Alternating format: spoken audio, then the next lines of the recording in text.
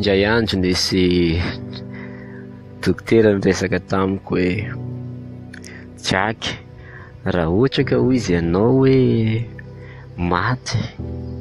eo ambony fandriana, zany hoe eo ambony fandriana fiandrasam-paty zany de hoy izy hoe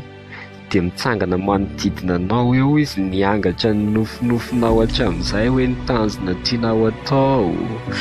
niangatra n'izay fahalalana rehetrarehetra nisy tao aminao nefa tsy nampiasainao mihitsy ireo fahalalana ireo, de niangatra ny zavatra tianao hatsangana eto amin'ny firenena, mivezivezy manodidina eo amin'ny fandrianao de miresaka aminao hoe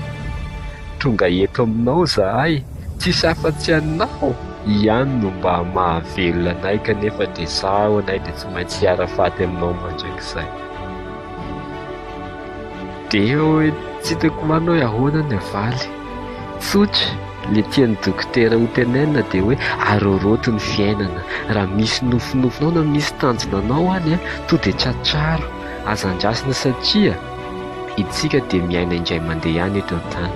ka raha misy sanatria indray andro any fahafatesana de tsy miverina intsony, ary rehefa maty ianao de maty miaraka aminao daholo ny nofinofinao. De mba imagineo anie, eritrereto hoe ohatra ny olona mitovy aminao ireny nofinofy ireny kanefa de maty satria ianao maty. De ny sotra fotsiny de hoe rehefa maty ianao de inona ny nofinofy hiara ho faty aminao. Eritrereto tsara de manomboka androany aza avela ho faty araka aminao ny nofinofinao.